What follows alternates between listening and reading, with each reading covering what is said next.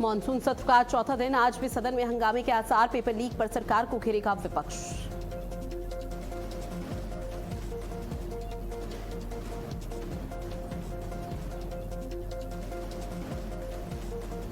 गोरखपुर को आज मिलेगी विकास की बड़ी सौगात। सीएम योगी आदित्यनाथ करेंगे 6 लेन फ्लाईओवर का लोकार्पण। 429.49 करोड़ की रुपए की लागत से बनकर हुआ तैयार। जंतर मंतर पर हालात हुए बेकाबू। प्रदर्शनकारी और पुलिस के बीच हुई जोरदार झड़प। दिल्ली पुलिस के 3 एसीपी को आई चोटें। सोनम वांगचुक ने जारी किया अब एक और नया वीडियो मैसेज। कहा, छात्रों के खिलाफ कोई कार्रवाई ना हो, सरकार भरोसा दिलाए तो मैं आज ही अनशन करता हूं खत्म।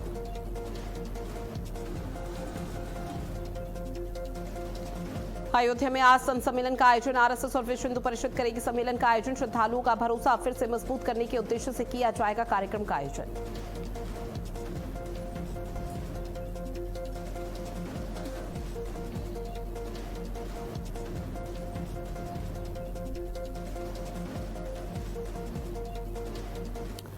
और चलिए सीधे शुरुआत करते हैं उत्तराखंड की बड़ी खबरों की, जहां पर मुख्यमंत्री पुष्कर सिंह धामी ने मुख्यमंत्री एकल महिला स्वरोजगार योजना के द्वितीय चरण का शुभारंभ किया है। अब इस खास अवसर पर मुख्यमंत्री पुष्कर सिंह धामी ने योजना के द्वितीय चरण के अंतर्गत 212 नई महिला लाभार्थियों को प्रथम किश्त के रूप में 1,55,40,000 रुपए की सहायता राशि डीबीटी के माध्यम से हस्तांतरित की है। योजना के प्रथम चरण की 276 महिला लाभार्थियों को द्वितीय किश्त के रूप में 1,20,76,875 रुपए की सहायता राशि भी इस दौरान दी गई है। मुख्यमंत्री ने कहा कि राज्य सरकार ने सरकारी सेवाओं में महिलाओं को 30% क्षैतिज आरक्षण प्रदान किया है। इस खास अवसर पर सचिव महिला सशक्तिकरण और बाल विकास चंद्रेश कुमार, निदेशक बंशीलाल राणा और संबंधित विभाग के अधिकारी भी उपस्थित रहे। तो महिलाओं को बड़ी सौगात आर्थिक सहायता देते हुए सीएम पुष्कर सिंह धामी नजर आए। 212 महिलाओं को पहली किश्त जारी की गई है और इसके साथ ही मुख्यमंत्री एकल महिला स्वरोजगार योजना का शुभारंभ सीएम पुष्कर सिंह धामी की तरफ से किया गया। योजना का ये दूसरा चरण था, जहां पर भारी संख्या में महिलाओं की सहभागिता रही। इसके साथ ही सीएम पुष्कर सिंह धामी ने कहा कि आज देवभूमि की हर एक महिला सशक्त है, आत्मनिर्भर है और जो यहाँ पर महिलाएं अपने रोजगार को बढ़ावा खुद से दे रही हैं, यानी कि अपना बिजनेस यहां पर कर रही हैं, उनको भी सीएम पुष्कर सिंह धामी ने न सिर्फ सम्मानित किया बल्कि उनके प्रयास, उनके काम, उनके विजन को सराहने का काम भी सीएम धामी की तरफ से किया गया है। और ये तस्वीर उसी पूरे कार्यक्रम की है, जहां पर तमाम भारी संख्या में महिलाओं की उपस्थिति रही और मुख्यमंत्री एकल महिला स्वरोजगार योजना का जैसे ही शुभारंभ हुआ तो सीएम पुष्कर सिंह धामी ने योजना के दूसरे चरण को लेकर पहली किश्त अब जारी कर दी है डीबीटी के माध्यम से।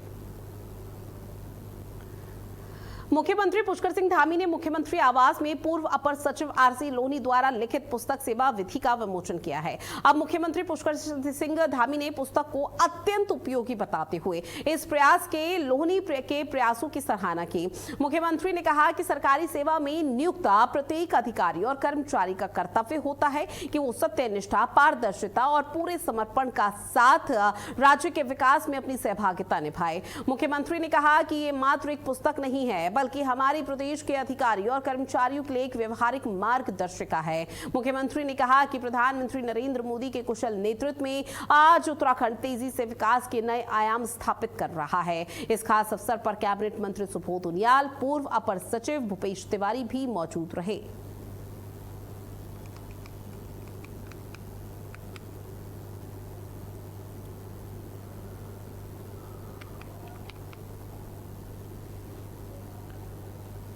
और देखिए किस तरह से सीएम पुष्कर सिंह धामी ने सेवा विधि पुस्तक का विमोचन किया है। सीएम पुष्कर सिंह धामी ने इस दौरान पुस्तक में सत्यनिष्ठा, पारदर्शिता का भी जिक्र किया और पुष्कर सिंह धामी ने आरसी लोनी की इस पुस्तक की सराहना की है और सभी को कहा कि कम से कम एक बार अपने जीवन में इस पुस्तक को पढ़ना जरूर चाहिए, क्योंकि न सिर्फ उनकी विचारधारा इसमें पेश की गई है बल्कि विचारधारा के माध्यम से लोगों तक भी कुछ ना कुछ मैसेज पहुंचाने का प्रयास यहाँ पर लोनी की तरफ से किया गया है, जिसको सीएम पुष्कर सिंह धामी ने सराहा और तस्वीरें भी उस दौरान की जब इस पुस्तक का विमोचन करते हुए सीएम पुष्कर सिंह धामी नजर आए और मुख्यमंत्री आवास की ये तस्वीरें हैं।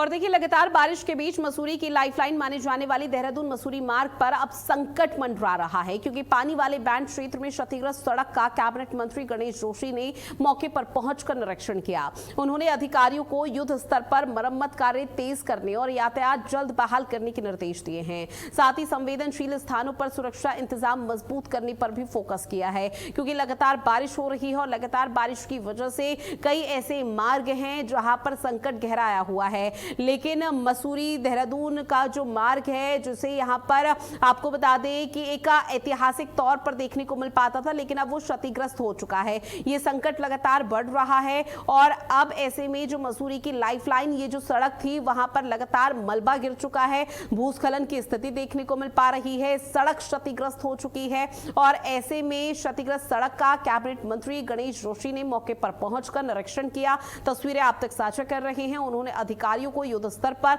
मरम्मत कार्य तेज करने और यातायात जल्द बहाल करने के निर्देश दिए हैं। साथ ही संवेदनशील जगहों पर सुरक्षा इंतजाम मजबूत करने पर भी विशेष फोकस कैबिनेट मंत्री गणेश जोशी की तरफ से किया गया। तस्वीरें आप देखिए किस तरह से अधिकारी गणों को लगातार हिदायत दी जा रही है, उनको कामों में तेजी लाने की बात कही जा रही है। और इसके साथ ही कैबिनेट मंत्री की तरफ से कहा जा रहा है कि सड़कों का कार्य जितना जल्दी दुरुस्त हो सके उतना जल्दी यहां पर काम युद्ध स्तर पर किया जाए, क्योंकि पर्यटकों की संख्या देवभूमि में अमूमन तौर पर देखने को मिल पाती है। और ये जो सड़क जहां पर कैबिनेट मंत्री गणेश जोशी खड़े हैं, वहां पर लगातार बारिश होने की वजह से ये मसूरी की लाइफलाइन कही जाती है, यानी कि मसूरी से यहीं से गुजरना पड़ता है लोगों को, पर्यटकों को। और मसूरी में जमावड़ा लगता है पर्यटकों का घूमने फिरने के लिए, और उसको लेकर जो सड़कों के अगर ये हाल है तो निश्चित तौर पर इस तरह की सड़कें हादसों को दावत देती हैं। जब कैबिनेट मंत्री वहां पर पहुंचे तो उन्होंने बारीकी से निरीक्षण किया, अधिकारियों को फिलहाल निर्देश दे दिए हैं। अगली बार इस तरह से स्थिति ना रहे, उसको लेकर भी हिदायत अधिकारी गणों को फिलहाल दी गई है।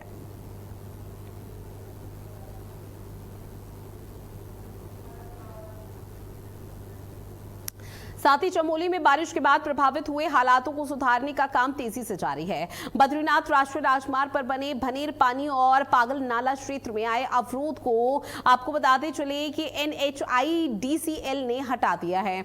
अब जिलाधिकारी गौरव कुमार की तरफ से जानकारी दी गई कि जिले में भारी बारिश हो रही है, जिसके चलते 100 से ज्यादा ग्रामीण सड़कें प्रभावित हुई हैं और वो क्षतिग्रस्त हो चुकी हैं, जिनमें से अधिकांश को फिलहाल खोल दिया गया है। वहीं बाकी सड़कों को खोलने और क्षतिग्रस्त पेयजल लाइनों को ठीक करने का काम भी लगातार जारी है। तो देखिए, 100 से ज्यादा ग्रामीण सड़कें ऐसी हैं जो फिलहाल बंद हो चुकी हैं और लगातार प्रशासनिक अमले की तरफ से पुरजोर कोशिश की जा रही है कि किसी तरह से उन सभी सड़कों को यहां पर खोला जा सके, लेकिन फिलहाल अभी वो स्थिति देखने को नहीं मिली है। और इसके साथ ही भूस्खलन जैसे जो हालात यहां पर बने हुए हैं, उसको लेकर भी लगातार यहां पर कोशिश की जा रही है कि अभी तो 100 से ज्यादा सड़कें हैं जिसका आकलन किया गया है, जहां पर भूस्खलन या फिर वो क्षतिग्रस्त हो गई हैं, उनको ठीक और दुरुस्त करने का काम किया जा रहा है। लेकिन आने वाले समय में इस तरह के हालात ना बने, उसका ध्यान दिया जाए। तो अधिकारी भी मौके पर पूरी तरह से मुस्तैद हैं, क्योंकि लगातार बारिश हो रही है। पहाड़ी इलाकों में बारिश की वजह से बहुत ज्यादा हाल बेहाल है, लोगों को कई तरह की परेशानी हो रही है। और पर्यटकों को लगातार यहाँ पर अपील की जा रही है कि अगर वो देवभूमि में घूमने का प्लान बना रहे हैं या फिर आने का प्लान बना रहे हैं तो पहले मौसम की अपडेट लें, क्योंकि मौसम की वजह से भूस्खलन, लैंडस्लाइड या फिर बादल फटने जैसी खबरें सामने आ सकती हैं। क्योंकि मौसम विभाग ने भारी से भारी चेतावनी जारी की है और मौसम विभाग का सीधे तौर पर कहना कि हालात बेकाबू हो सकते हैं, जिसकी वजह से सड़कों पर मलबा आ चुका है। 100 से ज्यादा सड़कें ऐसी हैं जो फिलहाल बाधित हैं, जो बंद हो चुकी हैं, जहां पर प्रशासनिक अमला डटा हुआ है। सड़कों पर उतरकर लगातार निरीक्षण किया जा रहा है और कई सड़कों को फिलहाल खोल दिया गया। जहां पर ट्रैफिक जाम हो रखा था, उनको भी सुचारू रूप से रास्ता खोल दिया गया ताकि ट्रैफिक अव्यवस्था ना देखने को मिल पाए।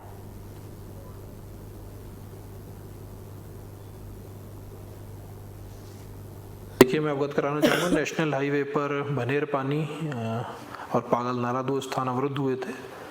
इनको NHIDCL के द्वारा चला दिया गया है। अभी NH हमारे सुचारू हैं। साथ ही जो हमारी ब्रांच रोड है उसमें 100 से अधिक रोड बंद हुई थी बारिश के कारण, अधिकांश को खोल दिया गया है। सुबह की स्थिति 30 रोड बंद थी और आज शाम तक ये लग रोड सारी खुल जाएंगी। देखिए, बहुत ज़्यादा क्षतिग्रस्त पेयजल लाइनें नहीं है, कुछ स्थानों पर जरूर क्षतिग्रस्त हुई हैं। जल संस्थान और जल्दी हमने उसकी रिपोर्ट भेजी है और उनको हम आपदा से पैसा देकर जल्दी ही सुचारू कराएंगे। साथ ही देहरादून में कांग्रेस मुख्यालय के बाहर उस समय राजनीतिक माहौल गर्मा गया जब बीजेपी ने मुख्यालय के घेराव का ऐलान कर दिया।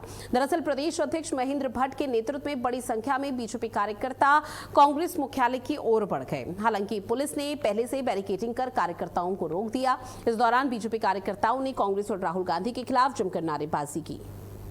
इसके साथ ही आपको बता दें कि इससे इलाके में कुछ देर तक तनाव का माहौल बनता हुआ नजर आया। तो बीजेपी कार्यकर्ताओं की प्रदर्शन की तस्वीरें सामने आई हैं, जहां आपको बता दें कि राहुल गांधी ने देश की राजधानी दिल्ली में पीएम आवास के बाहर जिस तरह से प्रदर्शन किया था, हाई वोल्टेज ड्रामा हुआ था, उसको लेकर लगातार बीजेपी के अलग अलग विशेषकर शासित राज्यों में नाराजगी कार्यकर्ताओं में देखने को मिल रही है और कार्यकर्ता अब सड़कों पर उतरे हुए हैं। कांग्रेस के खिलाफ लगातार प्रदर्शन किया जा रहा है और उत्तराखंड देवभूमि की ये तस्वीरें आपकी टीवी स्क्रीन पर, जहां बीजेपी ने प्रदर्शन किया कांग्रेस के खिलाफ और बीजेपी के प्रदेश अध्यक्ष महेंद्र भट्ट भी यहां पर उपस्थित रहे। प्रदेश अध्यक्ष महेंद्र भट्ट ने इस प्रदर्शन का नेतृत्व किया। कांग्रेस के लिए यहां पर नारेबाजी की गई और कांग्रेस आगे आने वाले समय में इस तरह से ना करे, उसको लेकर भी कांग्रेस पार्टी को हिदायत इस प्रदर्शन के माध्यम से दी गई है।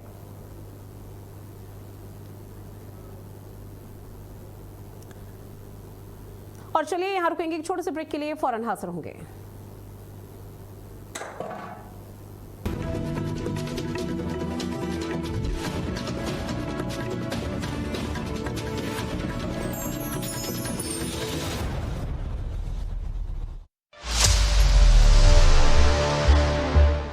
जनहित के नाम पर नजरिया सजाया जाता है, ब्लैक एंड व्हाइट बताकर खबरों का पाठ पढ़ाया जाता है।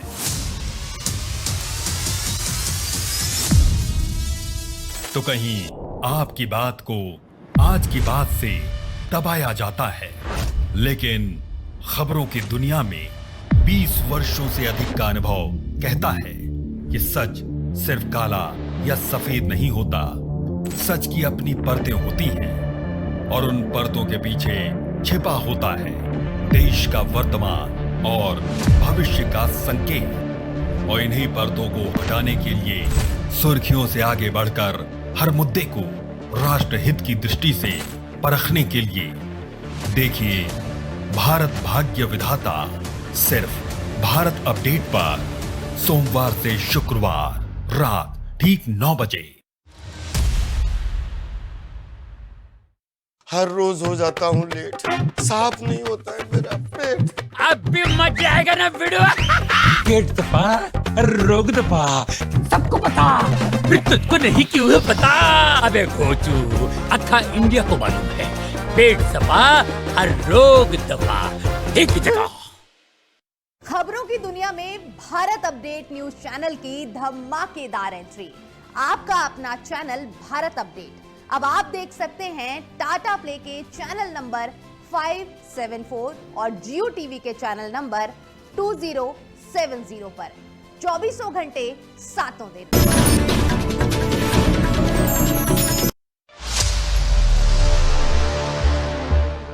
जनहित के नाम पर नजरिया सजाया जाता है, ब्लैक एंड व्हाइट बताकर खबरों का पाठ पढ़ाया जाता है।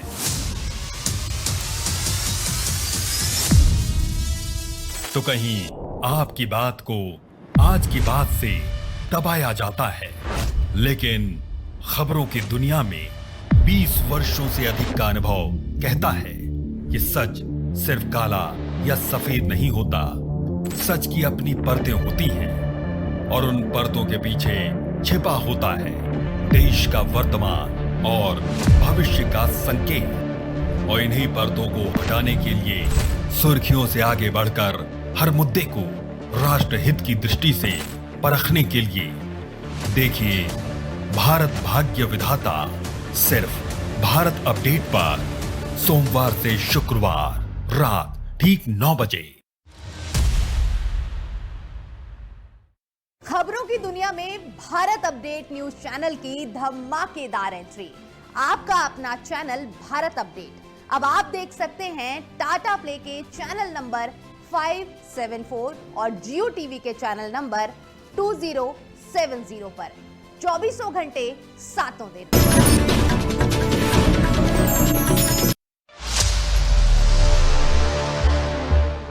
जनहित के नाम पर नजरिया सजाया जाता है, ब्लैक एंड व्हाइट बताकर खबरों का पाठ पढ़ाया जाता है।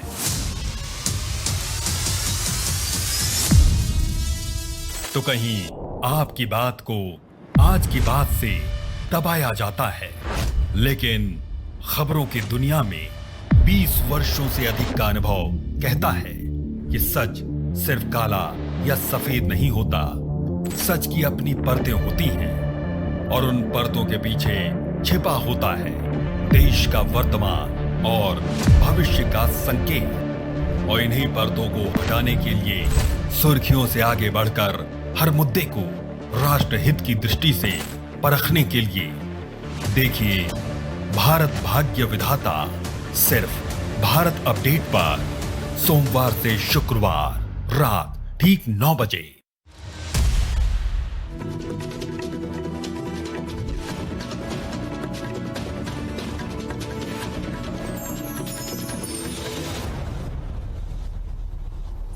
ब्रेक के बाद आप सभी का स्वागत है। एक बार फिर से रुक करते हैं उत्तराखंड की बड़ी खबरों का, जहां दिल्ली में छात्र प्रदर्शन के दौरान हुए कथित लाठीचार्ज को लेकर अब देहरादून में भी विरोध तेज हो चुका है। दरअसल स्टूडेंट फेडरेशन ऑफ इंडिया यानी कि एसएफआई ने पुलिस कार्रवाई पर अब गंभीर सवाल खड़े कर दिए हैं। संगठन के प्रदेश अध्यक्ष नितिन मलेथा ने आरोप लगाया है कि छात्रों पर बिना वजह बल प्रयोग किया जा रहा है और लोकतांत्रिक अधिकारों का दमन किया जा रहा है। वहीं प्रदर्शन में शामिल छात्रों ने भी कार्रवाई को लेकर नाराजगी जताई है और न्याय की मांग की है।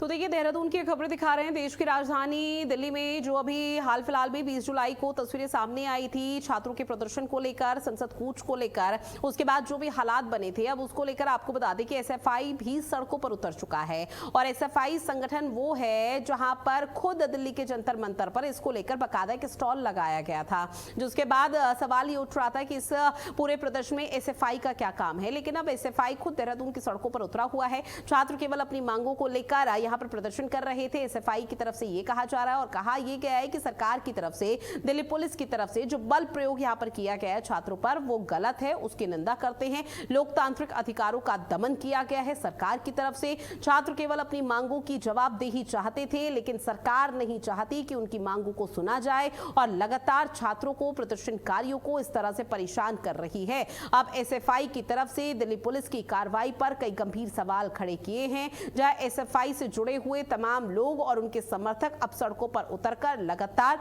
केंद्र सरकार और दिल्ली पुलिस के खिलाफ प्रदर्शन यहां पर करते हुए नजर आ रहे हैं।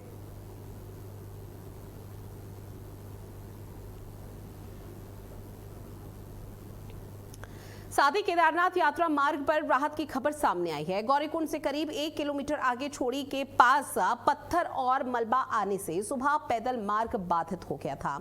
आपको बता दें कि राहत और बचाव दलों की लगातार कार्रवाई के बाद पैदल यात्रियों के लिए मार्ग एक बार फिर से खोल दिया गया। हालांकि सुरक्षा के मद्देनजर फिलहाल घोड़ा, डंडी और कंडी का संचालन बंद रखा गया है। घटनास्थल पर डीडीआरएफ, पुलिस और वाईएमएफ के कार्मिक उपस्थित हैं। साथ ही स्थिति पर सतत निगरानी रखी जा रही है। तो देखिए केदारनाथ यात्रा इस वक्त चल रही है और ऐसे में तमाम जो श्रद्धालु तीर्थ यात्री हैं वो केदारनाथ यात्रा पर पहुंच रहे हैं, लेकिन लगातार हो रही बारिश की वजह से ऊंची चोटी पर बाबा केदार का ये धाम बसा हुआ है, जहां पर पहाड़ी इलाकों में फिलहाल भूस्खलन या फिर जो पहाड़ों का मलबा है वो नीचे सड़क पर आ जाता है और ऐसे में जो कच्चा मार्ग है वो बहुत ज्यादा अवरुद्ध हो गया, जिसकी वजह से पर्यटकों को काफी ज्यादा परेशानियों का सामना हो रहा है। इसके साथ ही जो श्रद्धालु हैं वो काफी ज्यादा परेशान नजर आ रहे हैं, उनकी यात्रा बाधित हो रही है। अब ऐसे में प्रशासन मौके पर पूरी तरह से एक्शन मोड में है, क्योंकि प्रशासन का कहना है कि लगातार श्रद्धालुओं के हित में कदम उठाए जा रहे हैं और जो यहां पर मार्ग अवरुद्ध हुआ था उस मार्ग को एक बार फिर से खोल दिया गया है। सुचारू रूप से श्रद्धालुओं की जो यात्रा है वो बाबा केदार के धाम तक पहुंचने की वो एक बार फिर से शुरू हो चुकी है। इसके साथ ही मलबा हटाकर रास्ते को खोलने का प्रयास किया गया, कड़ी मशक्कत की गई, जहां पर तकरीबन 2 से 3 घंटे लगे, लेकिन घोड़ा डंडी और कांडी का जो संचालन है वो फिलहाल अभी बंद है, क्योंकि जो सड़क है वो फिलहाल अभी फिसलन है और ऐसे में कोई बड़ा हादसा ना होने पाए, इस चीज का ध्यान रखते हुए घोड़ा डांडी कांडी का रास्ता फिलहाल बंद कर दिया गया है। इसका इस्तेमाल यहाँ पर कोई भी श्रद्धालु नहीं कर पाएगा। अभी महज पैदल मार्ग यहाँ पर चलाया जा रहा है और श्रद्धालु बाबा केदार के धाम पैदल के रास्ते ही पहुंचते हुए नजर आ रहे हैं।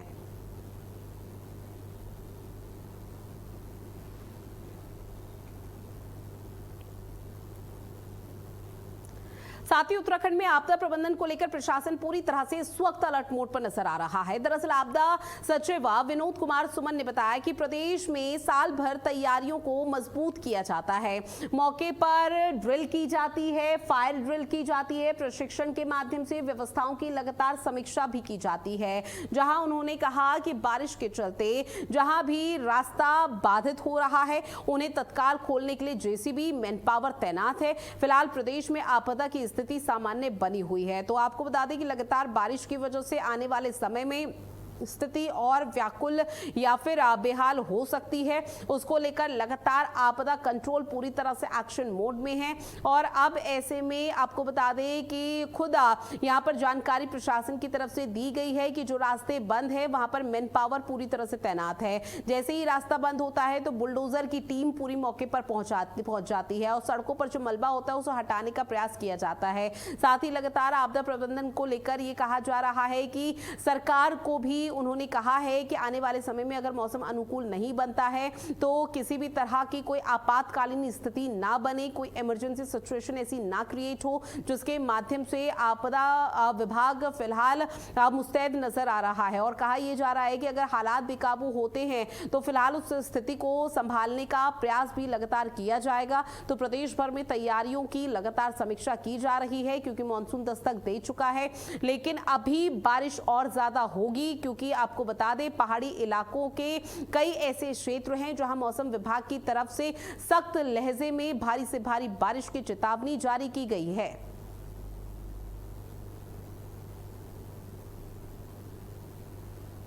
लगातार साल भर तैयारी करते रहते हैं। 1-to-1 ट्रेनिंग, पर्यवेक्षण, क्या क्या तैयारियां की जाती है उसका परीक्षण लगातार कर रहे हैं हम लोग। और जो भी रास्ते बंद हो रहे हैं उसको खोलने के लिए लगातार कार्रवाई चल रही है। वर्तमान में मेजर रास्ते जितने प्रदेश के हैं सबके सब खुले हुए हैं, मेजर हाईवेज खुले हुए हैं। अगर रास्ते कहीं बंद हो रहे हैं तो उसको खोलने के लिए विभाग द्वारा तत्काल कार्रवाई की जा रही है। सभी महत्वपूर्ण स्थानों पर जेसीबी मशीनें, मैन पावर तैनात हैं। वर्तमान में आपदा की दृष्टि से स्थिति सामान्य है। लगातार बारिश के चलते मसूरी में लोगों की मुश्किलें बढ़ गई हैं। देहरादून मसूरी मार्ग के बाद अब मसूरी का वैकल्पिक जो किमाड़ी मार्ग है वो भी भूस्खलन की वजह से बंद हो चुका है। आपको बता दें कि पहाड़ी से लगातार मलबा और पत्थर गिरने के कारण प्रशासन ने सुरक्षा के मद्देनजर यातायात रोक दी है, जहां पर पीडब्ल्यूडी विभाग मलबा हटाने में जुटा हुआ है, जबकि लोगों से फिलहाल इस रास्ते पर यात्रा न करने की सलाह दी जा रही है और लोगों से अपील की जा रही है कि इस रास्ते से ना गुजरे। और अगर पर्यटक कोई वाहन यहाँ से गुजरता है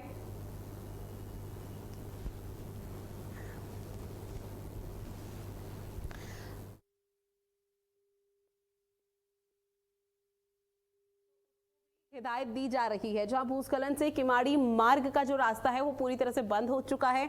मसूरी का जो दूसरा रास्ता है वो भी पूरी तरह से ठप है, क्योंकि आप देखिए कि मसूरी में भारी संख्या में पर्यटक जाते हैं घूमने फिरने के लिए, और अगर यही रास्ता बंद हो जाए तो निश्चित तौर पर पर्यटकों को बहुत ज्यादा परेशानी होगी। लेकिन पीडब्ल्यूडी विभाग की जो जिम्मेदारी है वो बहुत ज्यादा इस वक्त बढ़ चुकी है, और एकमात्र यही वजह है कि पीडब्ल्यूडी विभाग सड़कों पर उतरा हुआ है। लगातार एक एक सड़क का औचक निरीक्षण यहाँ पर किया जा रहा है और अधिकारियों को हिदायत दी जा रही है कि अगर बारिश की वजह से सड़कें खराब हो चुकी है, खस्ता हाल हो चुकी है और मलबा सड़कों पर आ चुका है, तो कम से कम इस तरह के विशेष कदम उठाए जाएं ताकि किसी भी तरह से पर्यटकों को और आने जाने में लोगों को परेशानी ना होने पाए। और ये जो रास्ता आप देख रहे हैं यहाँ पर आप देखिए किस तरह से जो ट्रक है वो पूरी तरह से फंस चुका है। वैकल्पिक जो रास्ता था वो भी पूरी तरह से ठप पड़ा हुआ है। जो आसपास के लोग हैं उनको भी कई तरह की परेशानी निश्चित तौर पर हो रही होगी, लेकिन भूस्खलन की वजह से किमाड़ी मार्ग जो बंद हुआ अब उसे सुचारू रूप से चलाने का प्रयास लगातार पीडब्ल्यूडी विभाग और प्रशासनिक अमला करता हुआ नजर आ रहा है।